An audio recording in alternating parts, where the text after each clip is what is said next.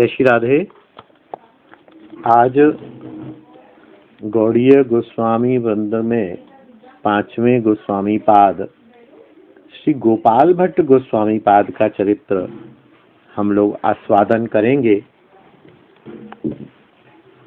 ब्रजलीला में श्री गोपाल भट्ट गोस्वामी पाद श्री अनंग मंजरी थे और इन्हें गुण मंजरी भी कहते हैं। वैसे गुण मंजरी के नाम से आप अधिक जाने जाते हैं। गुण मंजरी आप ब्रजलीला में थे। श्री संप्रदाय के श्री वेंकट भट्ट जी के घर आपका आविर्भाव हुआ। आप वेंकट भट्ट जी के सुपुत्र थे और आपके पिता श्री संप्रदाय के वैष्णव थे। श्रीमन महाप्रभु चैतन्य देव दक्षिण यात्रा के समय जब गए तो वहां रंग जी के दर्शन करने भी गए और वहां प्रेमाविष्ट होके बेसुध हो गए। तब वेंकट भट्ट जी ने वहां दर्शन किए और उन्होंने जब देखा कि ये तो कोई दिव्य महापुरुष हैं, सात्विक विकारों से युक्त हैं, तो आपको अपने घर ले आए। घर लाके आपसे प्रार्थना की कि आप यहीं रहें, यहीं भिक्षा करें, यहीं दर्शन करें। तो महाप्रभु जी वहां रहे। फिर चातुर्मास्य आ गया। 4 महीने में प्राय वैष्णवों का ये होता था कि किसी एक स्थान पर ही रहते हैं, यात्रा नहीं करते। तो महाप्रभु जी से वेंकट भट्ट जी ने निवेदन किया कि आप यहीं रहिए, यहीं कृष्ण कथा कहिए, मुझे अपने सेवा का सौभाग्य दीजिए। तो महाप्रभु जी ने स्वीकार किया और 4 महीने महाप्रभु जी वेंकट भट्ट जी के घर रहे। और वेंकट भट्ट जी के घर में रहे तो गोपाल भट्ट जी वहां उनके पुत्र रूप में थे और आपकी आयु 11 वर्ष की थी। और आपको भी रघुनाथ भट्ट जी की तरह महाप्रभु जी की सेवा, महाप्रभु जी के यहाँ तक कि शीत प्रसादी लेने का भी आपको अवसर, दुर्लभ अवसर प्राप्त हुआ। और महाप्रभु जी भी इन गोपाल भट्ट जी से, गोपाल बालक से बहुत प्रेम करते थे। और जब महाप्रभु जी जाने लगे तो महाप्रभु जी ने कहा था, गोपाल तुम्हारा क्षेत्र वृंदावन है, तुम कृष्ण भक्त हो, तुम माता पिता की सेवा करने के पश्चात वृंदावन जाना और वहां अपनी भक्ति को पुष्पित पल्लवित करना। और तुम्हारे जो ये माता पिता हैं, ये माता पिता तो हैं ही हैं लोक धर्म के हिसाब से, ये परम कृष्ण भक्त हैं, परम वैष्णव हैं, इनकी सेवा को छोड़ना नहीं। क्योंकि महाप्रभु जी समझ गए थे कि ये संसार में नहीं पड़ेंगे, विरक्त हो जाएंगे। तो महाप्रभु जी ने वैष्णव माता पिता की सेवा की आज्ञा दी और बाद में वृंदावन जाने का प्रेरणा कृपा शक्ति आपने दी। महाप्रभु जी जब चातुर्मास्य के बाद चले गए तो श्री वेंकट भट्ट जी ने अपने ही छोटे भाई श्री प्रकाशानंद जी, श्री प्रबुद्ध, उनके चाचा जी जो थे प्रबुद्ध जी से गोपाल भट्ट की दीक्षा कराई। क्योंकि ये भट्ट थे मंदिर के, एक प्रकार से गोस्वामी थे उस रंग मंदिर के। और गोस्वामियों में आज भी ये परंपरा है कि अपने घर से ही दीक्षा ली जाती है। ज्यादातर गोस्वामी घरानों में अपने पिता से, अपने चाचा से, अपने ताऊ से, अपने दादा से दीक्षा का क्रम है। बाहर से दीक्षा लेने का सिस्टम नहीं है, क्रम नहीं है, और स्वयं घर में ही दीक्षा ली जाती है। तो उस परंपरा से अपने चाचा श्री प्रबुद्ध जी से इन्होंने दीक्षा ली। बाद में ये प्रबुद्ध जी प्रकाशानंद सरस्वती बने। प्रकाशानंद सरस्वती पर फिर महाप्रभु जी ने कृपा की तो ये प्रबोधानंद बने, जिन्होंने राधा रस सुधानिधि की रचना की और वृंदावन महिमामृत की रचना की। गोपाल भट्ट वहां रहते हुए प्रेम में उन्मत्त होकर वृंदावन जाने के लिए उत्कंठित होते थे। आप में अश्रु पुलक आदि भावों का उदय हो जाता था, किंतु फिर भी महाप्रभु जी के आदेशानुसार अपने माता पिता के शरीर शांत होने के बाद ही आप मद्रास, बंबई, गुजरात आदि के रास्ते से अनेक लोगों को कृष्ण नाम प्रेम दान करते हुए वृंदावन आ पहुंचे। वृंदावन आके यहाँ रूप और सनातन गोस्वामी के चरणों में प्रणाम किया। दोनों ने गोपाल को आलिंगन किया, आश्रय दिया।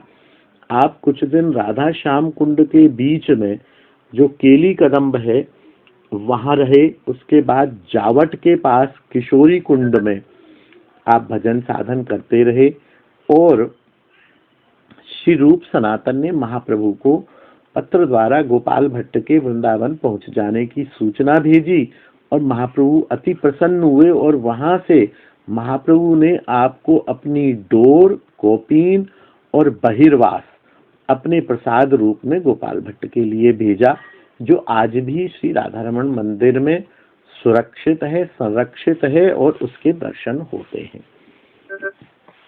कुछ समय बाद आप उत्तर भारत में भक्ति प्रचार प्रसार के लिए निकले। तो जब एक दिन गंडकी नदी पर आप सूर्योपासना कर रहे थे तो हाथ डाला, अंजलि में जल लिया तो एक अद्भुत सुंदर दामोदर शालिग्राम आपकी अंजलि में आ गई। इसी प्रकार दूसरी बार और अनेक 10-12 शालिग्राम शिलाएं आपके मंजलि में आ गई। आपने उसको शालिग्राम की ठाकुर की साक्षात कृपा रूप में स्वीकार किया और आप वृंदावन आ गए। वृंदावन आकर केशी घाट के किनारे, यमुना किनारे आप अति भाव विभोर होकर शालिग्राम की पूजा करने लगे। शालिग्राम पूजा के विषय में भी एक कथा तो ये आती है कि एक दिन कोई वैष्णव समस्त देवालयों में वस्त्र आदि देने के लिए उत्सुक हुआ। तो गोपाल भट्ट को भी पता चला कि मेरे भी यदि ठाकुर होते तो मुझे भी वस्त्र मिल जाता। तो ठाकुर ने इनकी इस भावना को ध्यान रखते हुए स्वयं राधा रमण रूप में आप प्रकटित हो गए। दूसरा, आप राधा रमण गोपाल भट्ट की प्रेम वासना के वशीभूत होकर भी श्री राधा रमण विग्रह में प्रकट हो गए।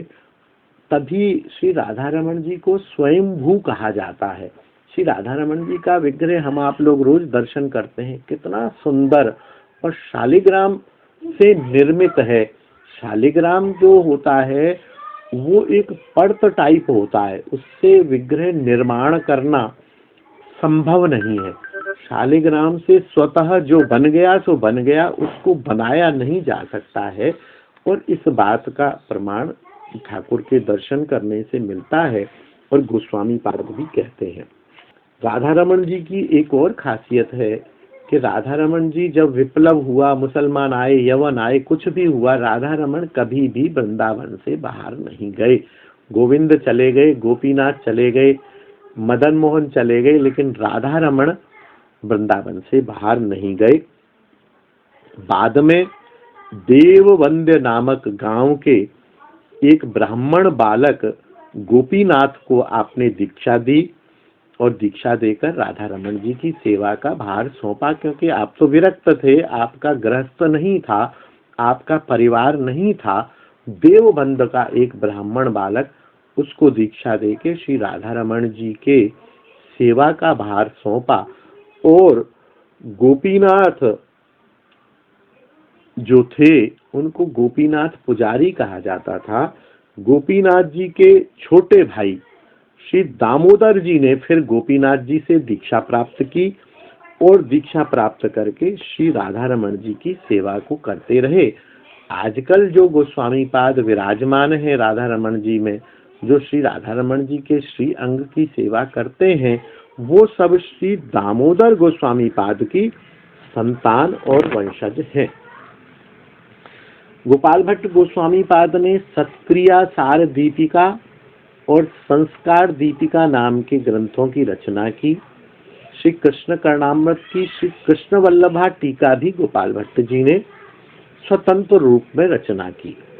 छठ संदर्भ जो गौड़ीय संप्रदाय का एक विशाल ग्रंथ है, उसके संपादन में भी आपने सहायता की। जीव गोस्वामी ने उनको उसको पूर्ण किया, उसमें आपका महत्वपूर्ण योगदान रहा। इसी प्रकार हरिभक्ति विलास में भी आपका पूर्ण योगदान रहा। सनातन गोस्वामी ने स्वयं लिखा है कि ये गोपाल भट्ट की ही रचना है, इनको उत्साहित करने के लिए, लेकिन साहित्य में हरिभक्ति विलास भी सनातन गोस्वामी पाद की रचना मानी जाती है। इस प्रकार श्री गोपाल भट्ट जी ने प्राणपण से, जैसे रघुनाथ भट्ट जी ने और कुछ नहीं किया, श्रीमद् भागवत श्रवण किया, भागवत का रसास्वादन किया, भागवत का मंथन किया, भागवत की कथा कही, ऐसे श्री गोपाल भट्ट ने भक्ति के एक जो मुख्य अंग है अर्चा विग्रह, आप देखिए ना कि अपनी सेवा से उन्होंने शालिग्राम शिला को इतना प्रेमाभिभूत कर दिया कि वो स्वयं विग्रह के रूप में प्रकट हो गए। तो गोपाल भट्ट गोस्वामी पाद ने सेवा पर ही अपना सारा ध्यान केंद्रित किया, और जब तक शालिग्राम थे तब उनकी सेवा की शक्ति देखिए, और उसके बाद श्री राधा रमण ठाकुर के आप दर्शन करिए, क्या मनोहर छवि, क्या मनोहर श्रृंगार, क्या मनोहर रूप, क्या मनोहर उनके दर्शन है। तो ये गोपाल भट्ट की प्राणपण से की गई सेवा के ही कारण है, और गोपाल भट्ट प्रभुपाद ने सेवा पर ही केंद्रित किया। जैसे जीव गोस्वामी ने ग्रंथ रचना पर केंद्रित किया, सनातन गोस्वामी ने आगंतुक वैष्णवों के रक्षण पर और साहित्य पर ध्यान दिया, रघुनाथ भट्ट ने श्रीमद् भागवत पर ध्यान दिया, गोपाल भट्ट प्रभुपाद ने श्री विग्रह की सेवा पर ही अपना ध्यान केंद्रित किया और उस उपासना को परिपूर्ण किया। इस प्रकार से अनेक व्यक्तियों को आपने दीक्षा दी, शिक्षा दी, और संवत 1643 की श्रावण कृष्ण पंचमी को नित्य लीला में प्रविष्ट हो गए। परमाराध्य श्री राधा रमण जी के प्राकट्य स्थल के साथ ही इनकी पावन समाधि का दर्शन भी है, जो मैंने भी अनेक बार किया है और अनेक वैष्णवों भी किया है, आज भी सुलभ है।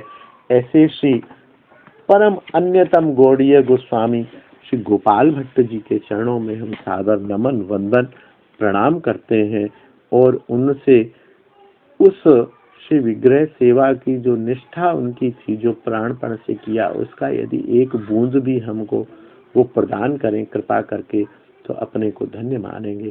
बोलिए गोपाल भट्ट गोस्वामी पाद की जय। निताई गौर हरि बोल। जय जय श्री राधे बोल हरि बोल।